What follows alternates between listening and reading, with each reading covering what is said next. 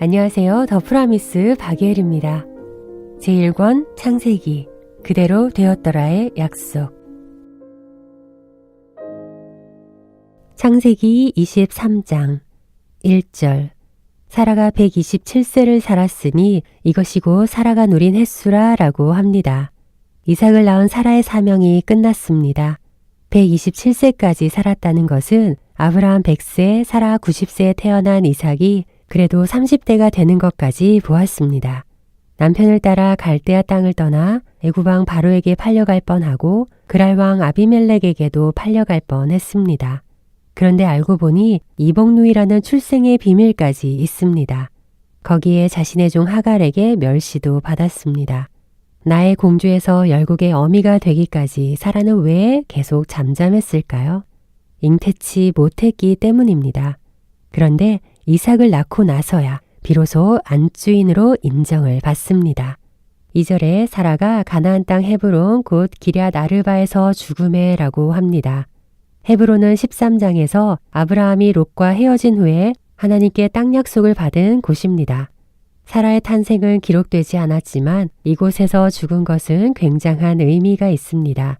사례를 사라로 불러주시던 창세기 17장 16절에 내가 그에게 복을 주어 그가 내게 아들을 낳아주게 하며 내가 그에게 복을 주어 그를 여러 민족의 어머니가 되게 하리니 민족의 여러 왕이 그에게서 나리라의 약속입니다.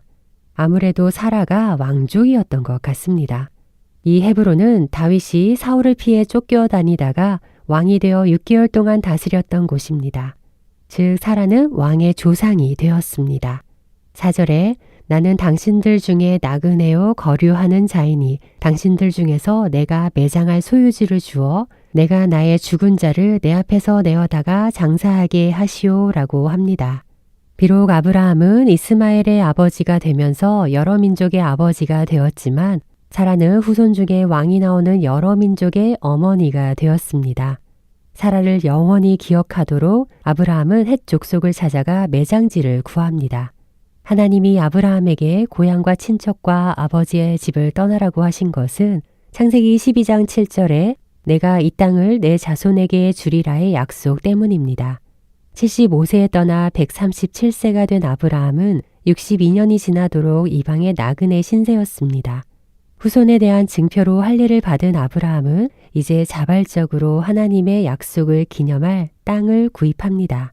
믿음의 후손을 주신 하나님의 약속에 대한 신뢰입니다. 그러니 땅을 주신다는 하나님의 약속에 대한 믿음의 실행입니다. 믿음은 씨를 보며 나무를 보는 것입니다. 6절에 내 주여 들으소서 당신은 우리 가운데 있는 하나님이 세우신 지도자이시니 우리 묘실 중에서 좋은 것을 택하여 죽은 자를 장사하소서. 우리 중에서 자기 묘실에 당신의 죽은 자 장사함을 금할 자가 없으리이다 라고 합니다. 가나안 족속이 아무리 하나님 어쩌고 지도자 어쩌고 칭찬하는 것 같아도 아브라함은 아비멜렉을 통해 배운 것이 있습니다. 여러 사건을 통해 사람은 의지의 대상이 아닌 것을 알았습니다. 아비멜렉이 다시 찾아온 사건을 통해 세상 왕에게 후대를 받으면 세상 왕의 말대로 해야 된다는 것을 깨달았습니다. 그래서 브엘세바의 우물도 값을 치렀습니다. 그러나 그들이 기분이 나쁘지 않게 그 땅의 백성 앞에서 2번이나 몸을 굽힙니다. 그리고 간청함으로 매장지를 구합니다.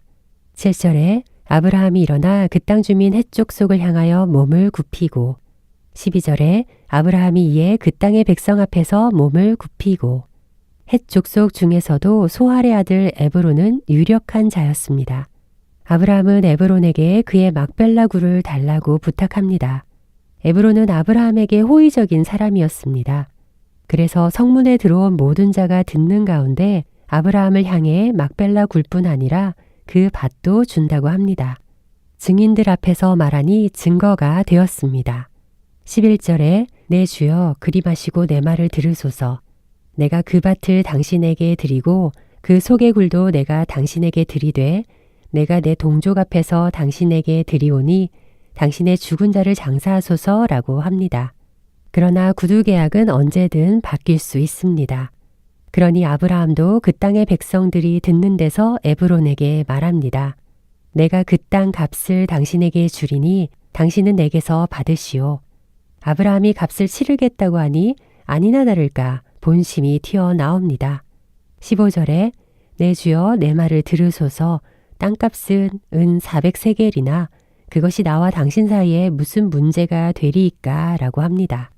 아니나 다를까 이해 타산이 나옵니다.